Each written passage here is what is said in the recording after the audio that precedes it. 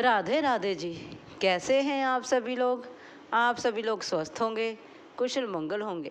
आप सभी के स्वास्थ्य और कुशल मंगल की कामना मैं ईश्वर से करती हूँ कि आप सभी लोग स्वस्थ रहें और कुशल मंगल रहें। एक बार एक बहुत पुराना मंदिर था। उस मंदिर में बहुत सी दरारें पड़ चुकी थी। एक बार बहुत तेज बारिश हुई, आंधी तूफान चला और उस मंदिर की जो दरारें हैं वह और भी ज़्यादा बड़ी होने लगी और मंदिर थोड़ा थोड़ा करके ढहना शुरू हो गया। वर्षा के कारण कुछ साधु संत, कुछ अनजान व्यक्ति उसमें मंदिर के अंदर उन्होंने आश्रय लिया। जब उन्होंने आश्रय लिया तब मंदिर की दरारें जो हैं बड़ी हो गई और मंदिर आसपास से ढहना शुरू हो गया। मंदिर का एक कोना ही बचा था जिसके नीचे एक साधु बैठा था और वह कोना नहीं गिरा और साधु की जान बच गई। तब साधु ने सोचा, जब अगली सुबह हुई तब साधु ने सोचा क्यों ना इस मंदिर की द्वारा से निर्माण किया जाए। हो सकता है भगवान ने मुझे इसलिए इस मंदिर में भेजा हो कि मेरे ही हाथों से इस मंदिर का चंदा इकट्ठा हो और इस मंदिर का निर्माण हो। उस साधु ने हौसला कर कर सारे गांव में, सारे शहर में उसने चंदा इकट्ठा करना शुरू कर दिया। उसने दुकान दुकान जाकर, घर घर जाकर बहुत सा चंदा इकट्ठा किया और एक बुढ़िया जो किसी दूसरे के घरों में आटा पीसती थी, वह आटा पीसने के बाद जो भी कमाई करती थी उसने उस कमाई में सिर्फ 4 आने ही जोड़ पाई और थोड़ा सा कुछ आटा वह जोड़ पाई, क्योंकि वह तो बहुत गरीब थी और शरीर से भी वह बहुत बुजुर्ग थी। तो वह कितना कार्य करती, महीने भर में इतना सा ही जोड़ पाई थी वह। और फिर इसी प्रकार से उस साधु ने घर घर जाकर और दुकान दुकान जाकर बहुत सा धन इकट्ठा किया। किसी ने 100 रुपये दिए, किसी ने 200 दिए। हर व्यक्ति ने अपनी समर्था के अकॉर्डिंग, किसी ने 500, किसी ने 200, किसी ने 100, जिसका जितना बन पड़ा उसने वह दिया। और इस प्रकार से उस मंदिर का निर्माण द्वारा से हुआ। जब उस मंदिर का निर्माण हुआ फिर पूजा पाठ जो है बहुत श्रद्धा भावना के साथ की गई और प्रसाद भी हुआ, लंगर प्रसाद किया गया। सभी लोगों ने बहुत ही रुचि के साथ, श्रद्धा भावना के साथ प्रसाद ग्रहण किया। और फिर अंत में उस साधु ने एक बहुत से बड़े पर्चे पर उन सभी व्यक्तियों के नाम लिखे हुए थे जो उन्होंने अपने अपने खजाने से, अपनी अपनी नेक कमाई में से जो जो उन्होंने दान किया था। सभी व्यक्ति बड़ी श्रद्धा पूर्वक से उस वहाँ पर बैठे थे। वह सभा जो बुलाई गई थी उसमें जब सभा बुलाई गई थी उस सभा में साधु ने जब अपने वाक्य कहने शुरू किए, जैसे ही जो ही साधु ने वह पर्चा खोला, उस पर्चे के ऊपर सबसे पहले उस बूढ़ी औरत का नाम था जिसने कुछ 4 आने दिए और कुछ थोड़ा सा आटा उसने दान किया था। जब साधु ने उन सभी को सभा में बताया कि सबसे बड़ा दान जो किया है इस बूढ़ी औरत ने किया है, सभी बहुत हैरान हुए। सभी शहरवासी, दुकानदार, घर के जो लोग आए थे उन सभी वह सुनकर हैरान हुए। उन्होंने सोचा शायद साधु जो है हंसी कर रहा है, लेकिन साधु ने कहा कि मैं हंसी नहीं कर रहा हूँ। इस औरत ने, इस बुजुर्ग औरत ने मुझे 4 आने दिए और कुछ आटा दिया जो यह एक महीने भर से जोड़ रही थी इस मंदिर के लिए, क्योंकि यह खुद नहीं कमाती, इसके कमाने के घर में कोई जरिया नहीं है। ये लोगों के घर में आटा पीसती है जिससे इसने सिर्फ 4 आने ही जोड़ पाई है। यह इसकी सारी उम्र की लालो, सारे महीने की लाल, यही इसकी सबसे बड़ी कमाई थी जो इसने मुझे, जो कुछ था इसने मुझे मंदिर के लिए दान कर दिया। और कुछ आटा जोड़ रखा था वह भी इसने दे दिया। तो जो लोग वहाँ पर सोच रहे थे हमने 500 रुपये दे, कोई सोच रहा था हमने 400 रुपये दिए, कोई 200 रुपये दिए थे, उन सभी के सिर जो है वहाँ पर शर्म से झुक गई। हम क्या करते हैं, किसी भी नेक कार्य के लिए चाहे 10 रुपये देते हैं, 20 रुपये देते हैं, उसकी सबसे पहले तो हमारे समाज में यह बहुत बुरी आदत हो गई है कि उसकी भरपूर अनाउंसमेंट करते हैं कि इस बंदे ने इतना चंदा दिया, इस इंसान ने इतना चंदा दिया। ये सब कुछ छोड़कर हमें इस प्रकार से दान कर देना चाहिए कि हम एक हाथ से देते हैं तो दूसरे हाथ को भी पता ना चले। लेकिन नहीं, हमारा समाज बड़ाई का भूखा हो गया है। वह सोचता है कि जब तक नाम ही ना संसार में उछले तब क्या फ़ायदा, जब तक नाम ना चमके तो ज़िंदगी का क्या फ़ायदा। एक 10 रुपये देने से, 100 रुपया देने से, जब उसे 4 बार अनाउंस ना किया जाए कि इस बंदे ने 100 रुपया दान कर दिया है, इस बंदे ने 50 रुपये दान कर दिए हैं, 50,000 दान कर दिए हैं, तब तक तो ऐसे मानो ऐसे लगता है जैसे उसकी मशहूरी ही नहीं हुई, उसका नाम ही नहीं हुआ। इसलिए हम सब दिखावे की दुनिया में चले गए हैं। हमें इस सब को छोड़कर हमें उस आसान सी और साधारण ज़िंदगी में कदम रखते हुए यह सोचना चाहिए, हम जितना ज़्यादा से ज़्यादा हो सके हम भरपूर दान करें, और दान इस प्रकार से करें कि एक हाथ से कर कर दूसरे हाथ को पता ही ना चले कि हमने क्या दान कर दिया है। उस दान का फ़ायदा है जो हम बिना सोचे समझे करते हैं और जो श्रद्धा से करते हैं, जैसे उस बुजुर्ग औरत ने की थी। अगर इस छोटी सी लघु कथा से आपको कुछ भी अच्छा लगा हो या कुछ भी ज्ञान की बात मिली हो तो प्लीज़ लाइक और सब्सक्राइब जरूर करें। धन्यवाद जी। राधे राधे जी। कैसे हैं आप सभी लोग? आप सभी लोग स्वस्थ होंगे, कुशल मंगल होंगे। आप सभी के स्वास्थ्य और कुशल मंगल की कामना मैं ईश्वर से करती हूँ कि आप सभी लोग स्वस्थ रहें और कुशल मंगल रहें। आज हम बात करते हैं हनुभक्ति जी के, हनुमान जी के एक विचित्र भक्त की। एक व्यक्ति था, जैसे कि हमारे पड़ोस में लगा लो, एक व्यक्ति थे जो कि हनुमान जी के बहुत बड़े भक्त थे। पेशे से वह एक शिक्षक थे। वह स्कूल में पढ़ाते थे, लेकिन वह हनुमान जी की भक्ति करते थे पूरी निष्ठा भावना के साथ, पूरी श्रद्धा के साथ, और वह बिल्कुल एकाग्र होकर हनुमान जी की भक्ति करते थे, विधि विधान के साथ भक्ति करते थे। उनकी एक बेटी थी। वह शिक्षक जो थे, हनुमान जी के भक्त होने के साथ साथ उन्हें हनुमान जी पे पूरी श्रद्धा थी। एक दिन हमने ऐसे ही पूछा, अंकल क्या हनुमान जी सच में हैं? वे बोले, हाँ, हनुमान जी इस धरती पर हैं, हमारे बीच में आज भी हैं। हम कहते थे शायद ये ऐसे ही करते हैं, अपना अपना विश्वास है, शायद ये इन्हें कुछ मालूम नहीं है, लेकिन वो कहते थे कि हनुमान जी हैं, कि अगर मुझे कभी ज़रूरत पड़ती है तो हनुमान जी मेरा साथ देते हैं। वो इस प्रकार से हनुमान जी की भक्ति में लीन रहते थे। जब भी उन्हें किराए के लिए, घर के किराए के लिए पैसे चाहिए होते थे, या उन पर कभी कोई विपदा आती थी, या फिर वह कभी किसी मुश्किल की परिस्थिति में फंस जाते थे, तब वह अचानक से ही उन सभी परिस्थितियों से बाहर आ जाते थे। वे कहते थे कि ये मेरे हनुमान जी का कमाल है। वे कहते थे सब हनुमान जी की कृपा है। एक बार उनकी बेटी की शादी तय हो गई। शादी तय हो गई तो उनकी बेटी की शादी होनी निश्चय हो गई। जब उनकी बेटी की शादी जिस दिन थी, उस दिन मौसम बहुत खराब था।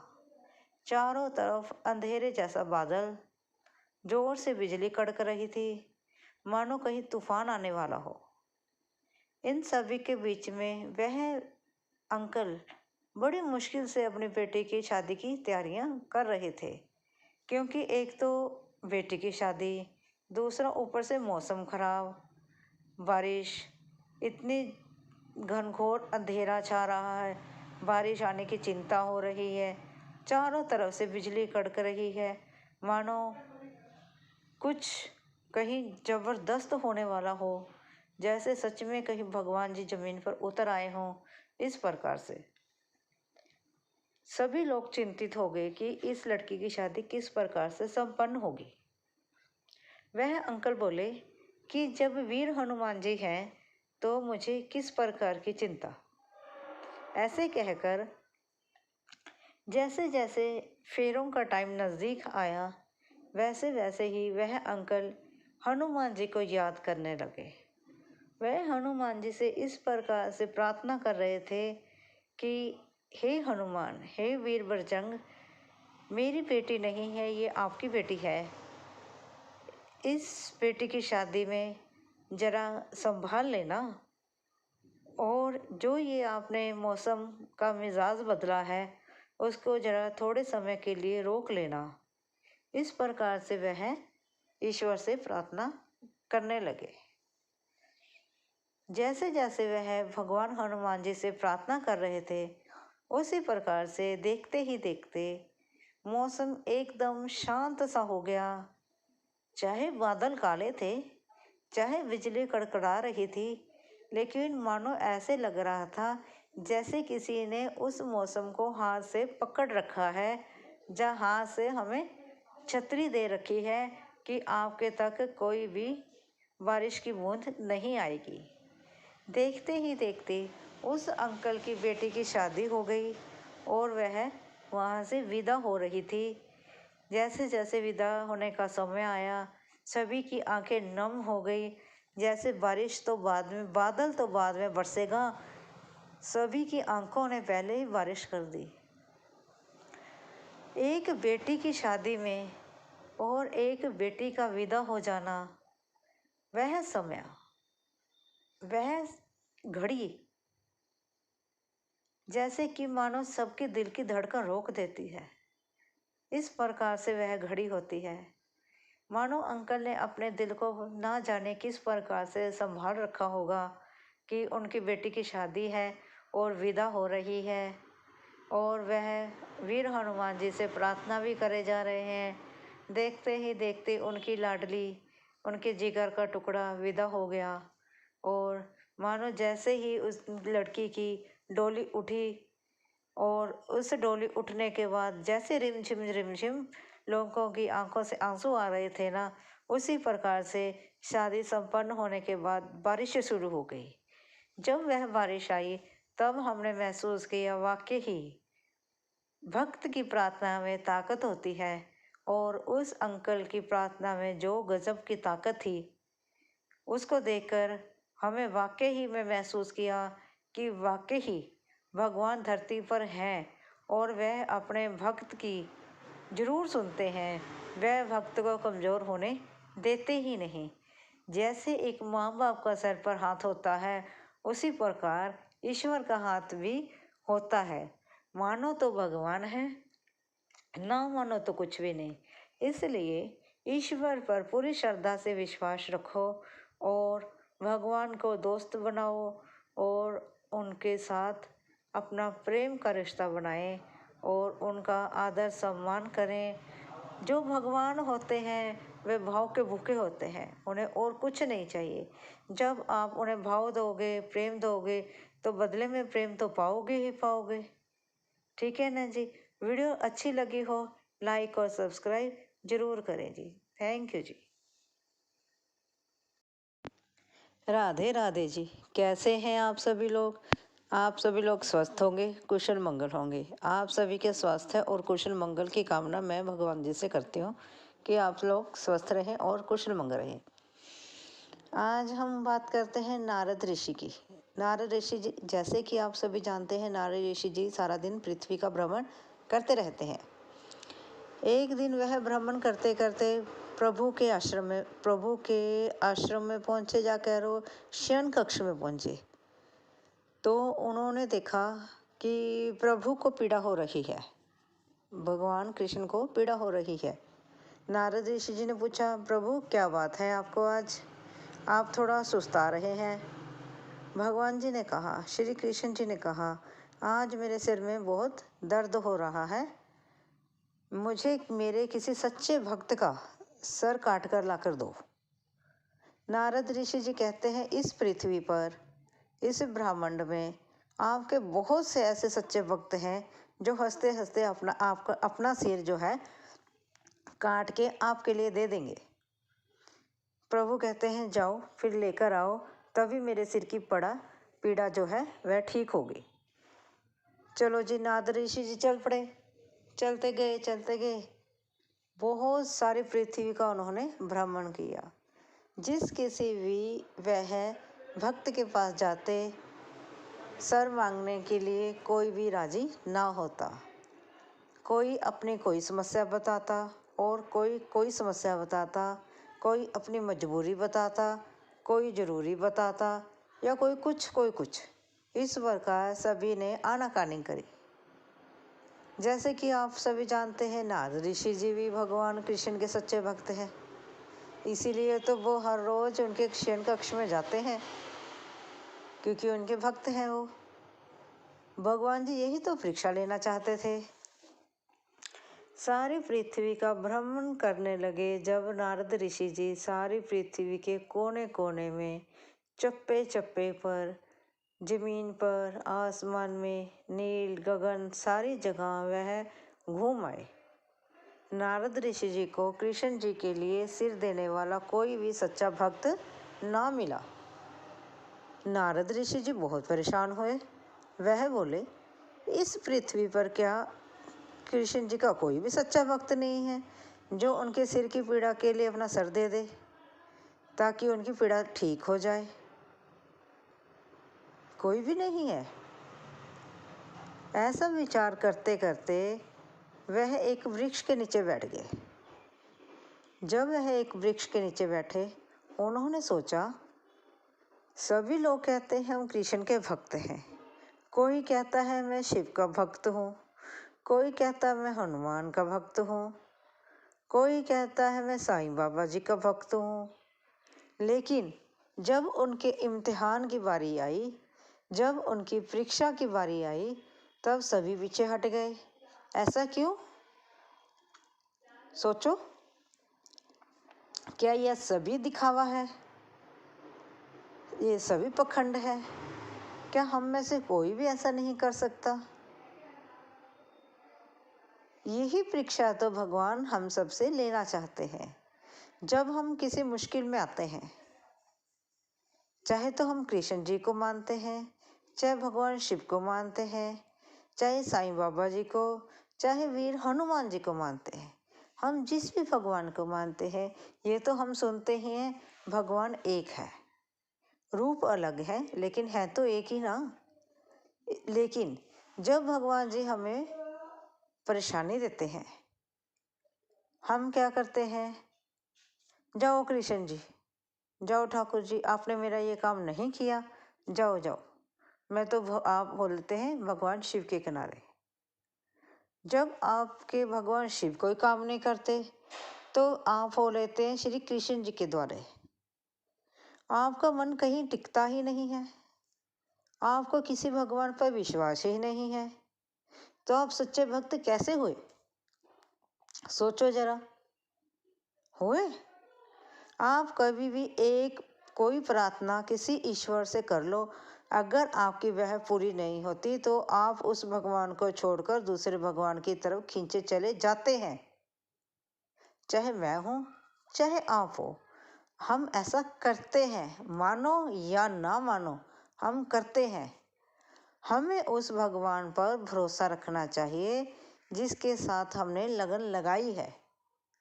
जैसे हमारे माता पिता हैं, अगर हम उनसे कुछ डिमांड करते हैं, अगर वो हमारी डिमांड नहीं पूरी करते, क्या हम माँ बाप बदल लेते हैं? नए माता पिता ले आते हैं? नहीं ना।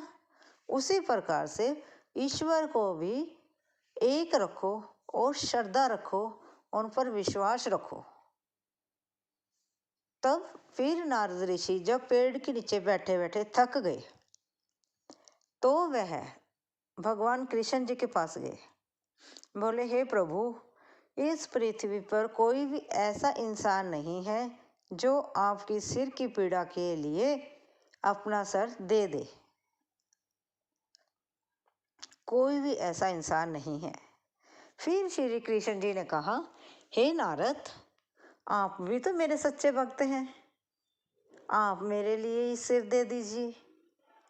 आप भी तो कहते हैं कि आप मेरे सच्चे भक्त हो, तो ऐसा करें कि आप अपना सर काट के मेरे लिए दे दें ताकि मेरे सर की जो पीड़ा है वह ठीक हो जाए। तब नारद ऋषि नारद नारायण नारायण करते हुए वहाँ से छू मंतर। क्या वे सच्चे भक्त थे? नहीं। फिर एक छोटे से बालक ने अपना सर देने के लिए कहा। छोटा सा बालक था, मात्र 5-6 साल का होगा, जिसे कुछ भी समझ नहीं होती। उसने कहा, हे प्रभु, आप मेरा सर ले ले। इसे कहते हैं सच्ची भावना। जबकि इस आयु में ये नहीं पता होता ईश्वर क्या है और कौन है, कैसे दिखते हैं, लेकिन उस बालक में, उस बच्चे में किसी की मदद करने की भावना थी। उन्हें ये नहीं, उस बच्चे को ये नहीं पता था कि ये भगवान है, लेकिन उस बच्चे को ये था कि मैं इसकी मदद करना चाहता हूँ, कि आप मेरा सर ले लें। अगर आपका दुख दूर होता है तो आप मेरा सर ले लें। इसी को कहते हैं सच्ची भावना। इसलिए भावना सच्ची रखें, विश्वास रखें, विश्वास को डगमगाए नहीं, उस पर अटल रहें, प्रभु पर विश्वास रखें तो सभी काम अपने आप ही बनते चले जाएंगे। क्या आपको यह वीडियो अच्छी लगी, ठीक लगी? क्या आप इस वीडियो से सहमत हैं? अगर हैं तो लाइक और सब्सक्राइब जरूर करें। थैंक यू जी। राधे राधे जी। कैसे हैं आप सभी लोग? आप सभी लोग स्वस्थ होंगे, कुशल मंगल होंगे। आप सभी के स्वास्थ्य और कुशल मंगल की कामना मैं ईश्वर से करती हूँ कि आप सभी लोग स्वस्थ रहें और कुशल मंगल रहें। आज हम बात करते हैं भगवान शिव की। भगवान शिव जी, आप सभी जानते हैं भगवान शिव कौन है। भोलेनाथ शंकर जी कौन है? वह परम पिता परमात्मा, हम सब उनकी पूजा करते हैं और वो भोले शंकर हैं। हम सभी के लिए जल्दी ही प्रसन्न हो जाते हैं और हम सभी की मुरादें जल्दी ही पूरी करते हैं। आज हम बात करते हैं भगवान शिव नृत्य कब करते हैं, भगवान जी कब नाचते हैं। भगवान जी जब दुखी होते हैं या क्रोधित होते हैं तब नाचते हैं, या वह अधिक प्रसन्न मुद्रा में होते हैं तब नाचते हैं। भगवान जी जब डमरू बजाकर नाचते हैं तो वह बहुत प्रसन्न होते हैं। जब वह पार्वती जी के साथ खुश होते हैं और डमरू बजाते हैं तो वह प्रसन्नचित्त होते हैं और वह पार्वती जी के साथ झूम झूम कर नाचते हैं, जैसे मानो उन्हें सब कुछ मिल गया हो और पूरी सृष्टि इससे संचार करती है और पूरी सृष्टि में उस समय रंग भर जाता है। कैसे? जैसे जब शिव शंकर जी प्रसन्न होंगे, माँ पार्वती प्रसन्न होगी, तब वो नृत्य करेंगे। आप सभी जानते हैं माँ पार्वती जो है वो प्रकृति की देवी है, जो प्रकृति में रचना करने वाली माँ पार्वती है, और शिव भगवान जी जो हैं वो हम सभी को बनाने वाले हैं। जब इन दोनों का मिलन होता है तो वह बहुत प्रसन्न होते हैं और तब पृथ्वी पर हमारी प्रकृति में सुंदर सुंदर फूलों का निर्माण होता है और झरने भी बहते हैं और झरनों में झरझर की आवाज़ें आती हैं, पक्षी चहचहा रहे होते हैं, रंग बिरंगा आसमान होता है और बूंद बूंद पानी टपक रहा होता है, मानो कि सारा प्रकृति जो होती है वह नहा धोकर एक सुंदर दुल्हन की तरह सज जाती है। उस प्रकार से हमारा जो पर्यावरण है ढल जाता है और तब शिव पार्वती जी प्रसन्न होते हैं और तब वह एक खुशी में नाच रहे होते हैं। और जब भगवान शिव जी दुखी होते हैं तो वह क्रोधित होकर पूरी सृष्टि का तहस नहस कर देते हैं और सारी सृष्टि में ऐसे जैसे मानो क्रोधित सी, जैसे कि ज्वालामुखी, जैसे बिजली, आंधी तूफान, भूमंडल और भूकंप जैसे, ऐसे लगता है सारी तरफ अंधेरा छा गया हो, जैसे मानो भगवान रुष्ट हो गए हों और सभी विनाश की ओर हमें ले जा रहे हों। तब हम महसूस करते हैं कि भगवान शिव हमसे नाराज हो गए हैं। जैसे कि हम देखते हैं कि पृथ्वी पर हम सभी के बीच में कितने पाप फल रहे हैं, कितना पाप हो रहा है। क्या आप समझते हैं धरती पर जब इतना पाप फलेगा तो भगवान खुश होंगे?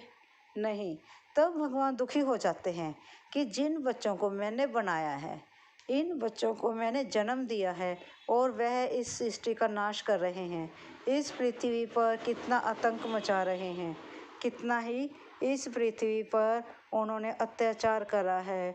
मासूम मासूम सी छोटी बच्चियां जो आज इस धरती पर भी सुरक्षित नहीं हैं, आप समझते होंगे उन बच्चियों के मन में कितना डर होगा जब हमारे आसपास में एक भी बच्ची कोई क्या दोपहर के समय, क्या शाम के समय, क्या रात के समय अकेले बाहर निकल सकती है? क्या वह सुरक्षित है? अगर वह सुरक्षित नहीं है, क्या आप उस समाज को सही समझते हैं? क्या आप सोचते हैं भगवान उससे खुश होते होंगे? तब भगवान शिव वह तब क्रोधित होकर नाचते हैं। तब ऐसे मानो महसूस होता है जैसे कि पूरी पृथ्वी को वह हिला देना चाहते हैं कि इस धरती के ऊपर जो राक्षस जन्म ले चुके हैं, जिनके अंदर अंधकार बस गया है, मैं उन सृष्टि के जो कर्ता दाता है उनको मैं नष्ट कर दूं और इस सृष्टि को फिर से सुचारू ढंग से अच्छे तरीके से नवजात तरीके से इस प्रकार से सजाऊं मानो कि इस धरती पर कोई भी दुश्मन ना हो और कोई भी पापी ना हो और यह धरती जो है पूरी सुरक्षित हो और कोई भी इंसान, कोई भी बच्चा, कोई भी बड़ा बिना डरे कहीं भी आ जा सके और जैसे मर्जी इस धरती पर रह सके। हम भी देखते हैं अगर बच्चियां सुरक्षित नहीं होगी, क्या हमारा समाज सुरक्षित है? क्या हम अच्छे समाज की नींव रख सकते हैं? नहीं रख सकते। इसलिए हम सभी को अपने अपने घर से सिर्फ थोड़ी थोड़ी कोशिश करनी है कि हम अपने अपने घर से अपने अपने बच्चों को इतना तो सिखाएं कि छोटे बच्चों की, लड़कियों की, बहनें हैं या नहीं हैं, उन सभी की, औरतों की इज्जत करें और उनका मान सम्मान करें।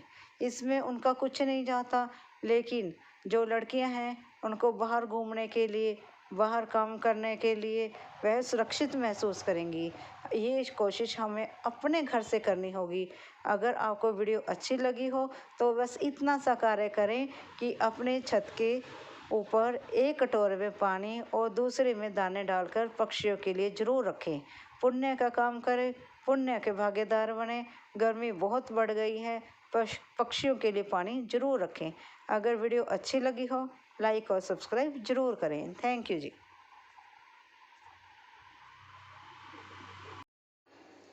राधे राधे जी।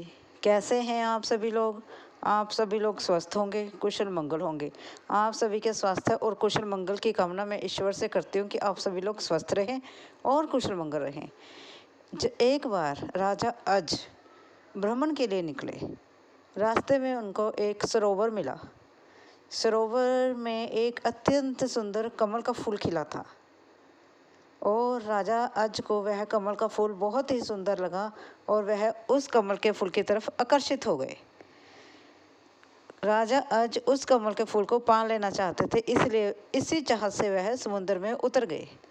जैसे ही राजा अज उस समुद्र में उतरे तो राजा जैसे आगे आगे चलते गए और कमल का फूल आगे आगे आगे आगे खिसकता गया।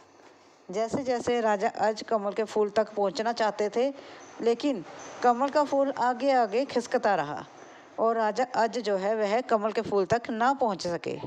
इतने में एक आकाशवाणी होती है, हे राजा अज, तुम इस कमल के फूल को नहीं पा सकते क्योंकि तुम निसंतान हो, तुम्हारे कोई संतान नहीं है। तो यह आकाशवाणी सुनकर जो है राजा जो है परेशान हो जाते हैं और वह अपने महल में जाकर वह अपने चिंतित होकर बैठ जाते हैं। जब राजा अज अपने महल में जाकर चिंतित होकर बैठते हैं तब उसको किसी प्रकार की भी सुध बुध नहीं रहती है। और लेकिन जो राजा अज होते हैं वह शिव जी के परम भक्त होते हैं, वह शिव के परम भक्त हैं। शिव जी भी परेशान हो जाते हैं राजा अज को परेशान देखकर। इसलिए जो भगवान शिव हैं वह धर्मराज को अपने पास बुलाते हैं और कहते हैं कि तुम किसी ब्राह्मण की व्यवस्था करो जो राजा अज तक पहुंच सके। धर्मराज जो आज्ञा महाराज कहकर वहां से चला जाता है। एक बार वहां पर एक ब्राह्मण और एक ब्राह्मणी सरयू नदी के किनारे रहते थे। उनकी स्थिति थोड़ी मंद थी। किसी कारणवश वह राजा अज के महल में पहुंचे। जैसे ही ब्राह्मण जो है राजा अज के महल में पहुंचता है तो राजा अज जो है अपनी सारी वृत्तांत, अपना सारी परेशानी ब्राह्मण को बताते हैं और ब्राह्मण को कहते हैं कि आप यहाँ से खाली हाथ मत जाना।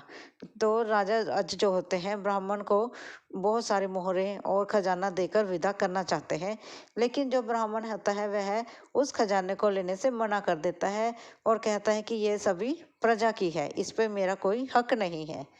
तब जो राजा होता है वह अपने गले से मोतियों का हार निकालकर ब्राह्मण को देता है, तो ब्राह्मण उसको भी लेने से इनकार कर देता है। क्यों? क्योंकि कहता है ये भी प्रजा का है, ये भी प्रजा की कमाई है। यह सुनकर जब ब्राह्मण राजा अज के महल से खाली हाथ चला जाता है, लौट जाता है, तो जो राजा है अज होता है वह भी तब फिर वह परेशान हो जाता है और दुखी होता है कि आज मेरे इतने बड़े महल से एक ब्राह्मण खाली हाथ लौट गया है। इसी कश्मकश में राजा अज को रात को नींद नहीं आती और राजा अज क्या करता है, एक साधारण वेशभूषा पहनकर, एक साधारण कपड़े पहनकर वह अपने राज्य से निकलता है और किसी एक लोहार के पास जाकर लोहा कूटने का काम करता है। वह चुपचाप बिना बताए, किसी को बिना कुछ बताए, संदेश दिए ही वह उस लोहे की दुकान में लोहा कूटता है और वह सारी रात कार्य करने के बाद सुबह उसे एक अन्ना मिलता है। वह एक अन्ना लेकर ब्राह्मण के यहाँ जाता है और ब्राह्मण को के घर जाकर जब वह एक अन्ना देना चाहता है तो वहाँ पर ब्राह्मण को ना पाकर वह ब्राह्मणी को एक अन्ना दे देता है और कहता है कि तुम इसे ब्राह्मण को दे देना कि मैंने ये एक अन्ना दिया है। जब ब्राह्मण घर आता है तो ब्राह्मणी जो होती है ब्राह्मण को राजा अज की सारी बात बताती है, तो जो ब्राह्मण होता है उस अन्ने को फेंक देता है। जब वह जमीन पर उसे पटक कर मारता है तो वहाँ पर एक बहुत बड़ा खड्डा हो जाता है और उस खड्डे में से एक रथ निकलता है जो आकाश की तरफ चला जाता है। फिर ब्राह्मण द्वारा फेंकता है, उसी आने को द्वारा फेंकता है, तब फिर एक रथ निकलता है, फिर वह किसी दूसरी दिशा में चला जाता है। इस प्रकार करते करते वहाँ से कई सारे रथ निकलते हैं जो कि दिशाओं में, अलग अलग दिशाओं में चले जाते हैं। और जब तीसरा चौथा रथ निकलता है तब उस पर एक बालक आता है और वह रथ वहीं पर खड़ा रह जाता है। तो जो ब्राह्मण है उस बालक को ले जाकर राजा अज के महल में जाता है और राजा अज से बोलता है कि यह बालक आपका है राजा, ये बालक आप रख लो, ये जो तुम्हारा एक अन्ना था उससे यह बालक आया है। तो राजा अज बोलते हैं कि उस एक अन्ने से ये बालक कैसे आ गया। तो जो ब्राह्मण होता है राजा अज को सारी वार्तांत सुनाता है कि इस प्रकार से यह घटना हुई, उस रथ में यह बालक आया जिस पर आपका हक है, ये आपका बालक हुआ। तो राजा अज उस बालक को स्वीकार करते हैं और आदर सहित उस बालक को वह महल में रखते हैं और जिसका नाम राजा दशरथ रखा जाता है। वह अयोध्या के दशरथ बनते हैं जो कि दशों दिशाओं में रथ को ले जा सकते हैं, इसीलिए उनका नाम दशरथ रखा गया। दशरथ, दश मैंने दस, दश रथ मैंने रथ, दसों दिशाओं में जो रथ को ले जा सके आसमान में उसको कहते हैं राजा दशरथ, इसीलिए उनका नाम राजा दशरथ पड़ गया। पहले उनका नाम राजा दशरथ के पहले उनका नाम मनु था, फिर उनका नाम राजा दशरथ के नाम से वह अयोध्या के राजा बने। और यह थी एक छोटी सी प्यारी सी जो कहानी, जो कथा है जो मैंने आपको सुनाई है। अगर आप सभी को यह मेरी कहानी राजा अज और राजा दशरथ की कहानी अच्छी लगी हो, अगर आपको पता चला हो कि राजा दशरथ का जन्म कैसे हुआ और उनका नाम राजा दशरथ क्यों रखा गया, तो प्लीज़ लाइक और सब्सक्राइब ज़रूर करें। थैंक यू जी।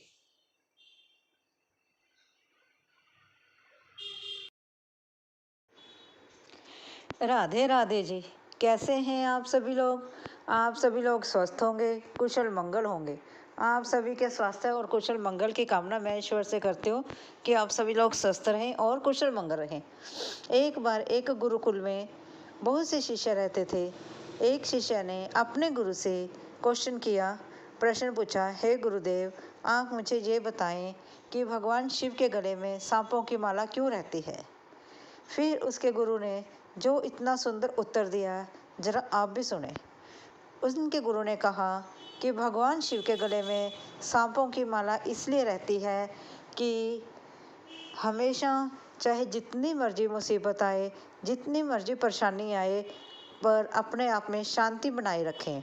अपने आप में आप खुश रहें, स्वस्थ रहें और परेशान मत होएं।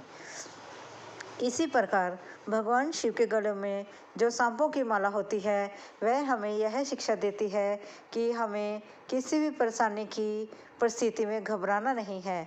और उनके गले में देखो कितने सारे सांपों की माला होती है और उन्होंने अपने गले में विष भी धारण कर रखा है, लेकिन फिर भी भगवान शिव शांति बनाए रखते हैं। वह कितने शांति प्रिय हैं, शांत रहते हैं, तभी तो उनको भोलेनाथ कहते हैं। और वह भोलेपन में और शांत मन से हम सभी भक्तों की सभी पुकार सुनते हैं और हमें आशीर्वाद देते हैं। और उनके आशीर्वाद सदके ही हम अपने कार्य में सफल हो पाते हैं। इसलिए हमें किसी भी परिस्थिति में घबराना नहीं होता है, शांति बनाकर रखना होता है और परिस्थिति का शांतिमय ढंग से हमने उसका हल ढूंढना होता है। जो अपनी परेशानियों का हल सक्षम से संयम रखकर ढूंढ लेता है, वही तो शिव बन जाता है।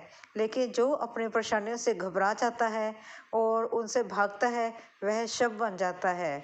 इसलिए तो भगवान शिव की सभी उपासना करते हैं और सभी लोग भगवान शिव की तरह ही होना चाहते हैं कि चाहे जितनी मर्जी परेशानी आए, हमें संयम नहीं खोना है और हमें उन सभी परेशानियों का डटकर मुकाबला करना है और अपने मन को शांत रखना है। इसी प्रकार से हमें भगवान शिव से यही सीख लेनी चाहिए कि भगवान शिव ने पूरी सृष्टि को बचाने के लिए, पूरे संसार को बचाने के लिए, क्योंकि भगवान शिव द्वारा ही बनाया गया संसार है, तो उसी प्रकार हमें भी ये अपने द्वारा बनाई हुई या किसी भी लोगों द्वारा बनाई हुई इस दुनिया में, इस मोहल्ले गली मोहल्ले में साफ सफाई का ध्यान रखना चाहिए और लड़ाई झगड़े से बचना चाहिए और संयम से काम लेना चाहिए। जैसे भगवान शिव ने इस दुनिया का निर्माण किया, इस संसार का निर्माण किया और उस संसार को, उस जनजीवन को, उस कीट पतंगों को बचाने के लिए उन्होंने विष को अपने कंठ में धारण किया और नीलकंठ कहलाए। उसी प्रकार से भगवान शिव ने अपने गले में सर्पों की माला जो है वह धारण कर कर हमें यह शिक्षा देते हैं कि देखो मैं कितनी परेशानियों से घिरा रहता हूँ, गले में विष को धारण करे हुए हूँ, तब भी मैं घबराता नहीं हूँ और अपनी परेशानी को सर पर उठा के रखते हुए भी मैं शांतमय ढंग से अपना जीवन जीता हूँ। सिर्फ हमें करना क्या है, हमें सिर्फ ये करना है कि हम परेशानियों से ना घबराएं, उनका कोई ना कोई हल मिल जाता है और संयम से हमें उसका हल ढूंढना है और अपने चेहरे से मुस्कुराहट नहीं भगानी है। जब हम अपने चेहरे से मुस्कुराहट खो देते हैं, तभी दूसरे को पता चलता है कि हम परेशानी में हैं।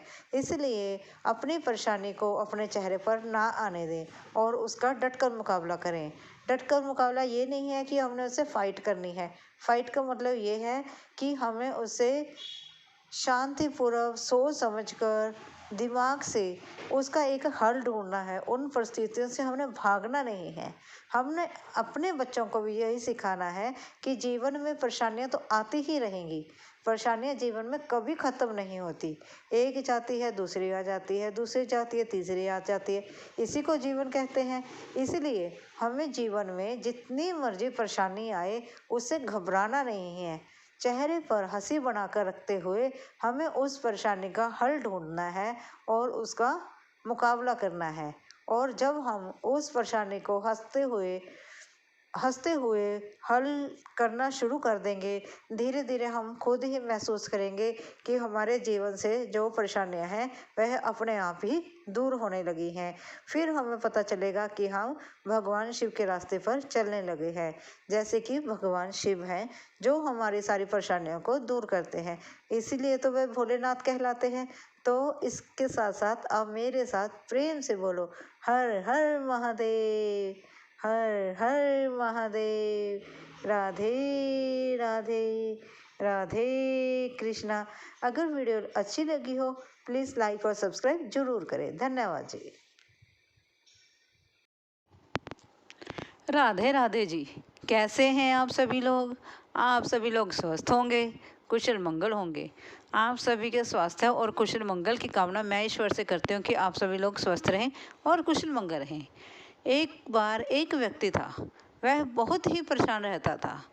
उस इतना परेशान था कि वह अपने एक मित्र के पास गया और उससे पूछा कि मैं इतना परेशान हूँ, मैं क्या करूँ।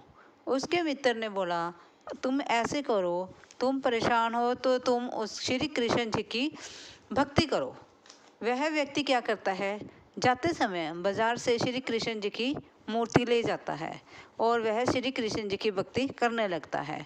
भक्ति करते करते उस व्यक्ति को कम से कम 4-5-6 साल हो जाते हैं, उसकी समस्याओं का हल नहीं होता। वह ज्यों क्यों त्यों ही परेशान ही रहता है। फिर किसी दिन कोई अन्य मित्र मिलता है, फिर वह कहता है, मैं इतने सालों से श्री कृष्ण जी की भक्ति कर रहा हूँ, लेकिन मेरी समस्याओं से मुझे छुटकारा नहीं मिला। ना जाने मुझसे क्या गलती हुई है या क्या पाप हुआ, उस चीज़ की मेरा समाधान बताओ।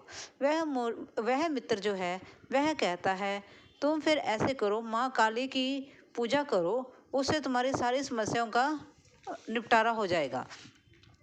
तो वह व्यक्ति क्या करता है, माँ काली की तस्वीर ले आता है। जब वह माँ काली की तस्वीर लाता है तो वह कृष्ण जी की मूर्ति वहाँ से उठाकर ऊपर टांके पे टांग देता है और वहाँ पर माता काली की मूर्ति रख लेता है और उनकी पूजा शुरू कर देता है। एक दिन जब वह माँ काली देवी के आगे धूप बत्ती कर रहा होता है, वह देखता है कि यह धूप तो मैंने माँ काली के लिए जलाई है, लेकिन इसकी सुगंध तो श्री कृष्ण के पास भी जा रही होगी, तो उनको इसकी सुगंध क्यों मिले? जब मैं उनकी पूजा ही नहीं कर रहा तो उनको इस धूप की सुगंध क्यों मिले? वह सोचता है, क्यों ना मैं श्री कृष्ण जी का मुंह ही बांध दूं, नाक ही बांध दूं, ताकि उनको इसकी सुगंध ही ना आए, क्योंकि यह तो मैं काली देवी माता के लिए जला रहा हूँ। वह इतना सोचते हुए ऊपर एक कपड़ा लेकर चढ़ जाता है और श्री कृष्ण जी का जो ही वह फोटो के ऊपर कपड़े से बांधने लगता है, त्यों ही श्री कृष्ण जी उसकी बाजू पकड़ लेते हैं। फिर वह व्यक्ति बोलता है, क्यों कृष्णा, जब मैं तुम्हारी पूजा करता था तब तो तुम आए नहीं, आज जब मैं तुम्हारा नाक और मुंह बांधने लगा हूँ तब तुम आ गए। क्यों? क्योंकि मैं तुम्हें बांध रहा हूँ। तब कृष्ण जी ने कितनी सुंदर उत्तर दिया, आप सुनो। भगवान श्री कृष्ण बोले, जब तुम मेरी पूजा करते थे तब तुम मेरी एक तस्वीर या मूर्ति समझकर मेरी पूजा करते थे। आज तुमने मुझे साक्षात समझा, तुमने समझा कि मैं यह धूप की सुगंध मेरे तक पहुंच रही होगी और मैं इसका आनंद ले रहा हूँगा, इसलिए तुमने मुझे बांधने की कोशिश की। जब तुमने मुझे ऐसे समझा कि मैं संजीव हूँ और तुम्हारे पास बैठा हूँ, तब मैंने तुम्हें पकड़ लिया। जब तक तुम मुझे मूर्ति समझ के या तस्वीर समझ के पूजा करोगे, तब तक मैं तुम्हारे पास कैसे आऊँगा? अगर तुम ये सोचोगे कि भगवान मेरे पास है, वह मेरे साथ हैं, वह मुझे सुन रहे हैं या देख रहे हैं, तभी तो मैं तुम्हारे पास आऊँगा और तुम्हारी सारी समस्याओं का निपटारा करूँगा। इसलिए हम सभी को भी भगवान को अपने समक्ष समझकर ही पूजा करनी चाहिए, मूर्ति या तस्वीर समझ के नहीं। और क्या बताएं, और तो भगवान साक्षात हैं। अगर आपको यह छोटी सी मेरी लघु कथा अच्छी लगी हो, प्लीज़ लाइक और सब्सक्राइब जरूर करो और मेरे साथ बोलो, राधे राधे, राधे राधे। राधे राधे जी, कैसे हैं आप सभी लोग?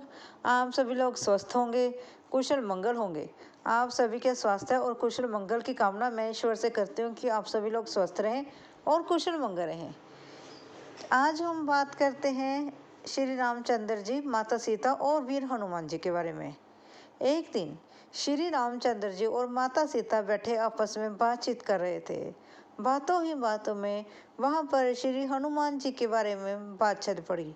वीर हनुमान जी की जब बात की चर्चा शुरू हुई, तब भगवान श्री राम जी बोले कि हनुमान जी हमारे कितने परम प्रिय भक्त हैं। तब और वह हमको कितना मान आदर देते हैं। तब श्री रामचंद्र जी बोले कि हनुमान जी मुझे मान आदर देते हैं, वह मेरे परम भक्त हैं। तब माता सीता हंसती हैं और कहती हैं कि आप कैसे कह सकते हैं कि हनुमान जी आपके भक्त हैं? वह तो मेरे भक्त हैं, वह मुझे माते कह कर पुकारते हैं और वह मेरे भक्त हैं। हम कैसे कह सकते हैं कि वो आपके भक्त हैं या मेरे भक्त हैं? क्यों ना हम ऐसा करें, आपस में हमें बहस करने की ज़रूरत नहीं है। हम क्यों लड़ाई झगड़ा करते हैं? हम ऐसा करते हैं कि वीर हनुमान जी को आने दो, हम उन्हीं से पूछ लेंगे कि वह किसके प्रिय भक्त हैं। जब वीर हनुमान जी वहाँ पर आते हैं तो माता सीता जी को और श्री रामचंद्र जी को प्रणाम करते हैं और फिर उनके पास बैठ जाते हैं और उनके चरण दबाते हैं। एक हाथ से वह श्री रामचंद्र जी के चरण दबाते हैं और दूसरे हाथ से माता सीता जी के चरण दबाते हैं। वह चरण दबा रहे होते हैं, तब माता सीता कहती हैं, क्यों पुत्र, तुम किसके भक्त हो? फिर श्री रामचंद्र जी पूछते हैं, बोलो हनुमान, तुम किसके प्रिय भक्त हो? तब हनुमान मुस्कुराते हैं और सोचते हैं कि आज तो लगता है दाल में कुछ काला है, ना जाने सारी दाल ही काली हो। वह कुछ नहीं बोलते, वह उनकी बात सुन रहे होते हैं। फिर से श्री रामचंद्र जी बोलते हैं, बोलो वीर हनुमान, तुम किसके भक्त हो? फिर कुछ समय बाद माता सीता पूछती है, बोलो पुत्र, तुम किसके भक्त हो? तब श्री रामचंद्र जी मुस्कुराते हैं और बोलते हैं, माते, ना तो मैं आपका भक्त हूँ और ना श्री रामचंद्र जी का भक्त हूँ। तब फिर माता सीता कहती है, तुम मेरे भक्त नहीं हो? वो कहते हैं, नहीं माते, मैं तुम्हारा भक्त नहीं हूँ। फिर श्री रामचंद्र जी पूछते हैं, क्यों वीर हनुमान, तुम मेरे भक्त नहीं हो?